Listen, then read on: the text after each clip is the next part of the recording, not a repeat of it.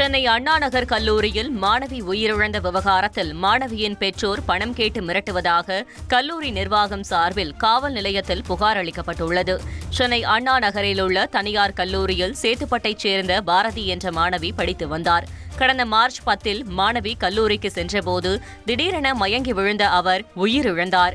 மாணவியின் உயிரிழப்பிற்கு கல்லூரி நிர்வாகமே காரணம் என பெற்றோர் குற்றம் சாட்டி வரும் நிலையில் பணம் கேட்டு மிரட்டுவதாக கல்லூரி நிர்வாகம் தரப்பில் காவல் நிலையத்தில் புகார் அளிக்கப்பட்டுள்ளது. நெல்லை ஜாமியா பள்ளிவாசல் அருகே ஓட்டுநரின் கட்டுப்பாட்டை இழந்து தனியார் பள்ளி வேன் தரைப்பாலத்தில் உள்ள தண்ணீர் குழாயில் மோதி விபத்துக்குள்ளானது. இதில் வாய்க்கால் பாலத்தில் இருந்த தாமிரபரணி கூட்டு குடிநீர் திட்ட குழாயில் உடைப்பு ஏற்பட்டு பல லட்சம் லிட்டர் தண்ணீர் பீச்சி அடித்துக் கொண்டு வெளியேறியது. விபத்தில் சிக்கிய வேன் கிரேன் உதவியுடன் மீட்கப்பட்டது.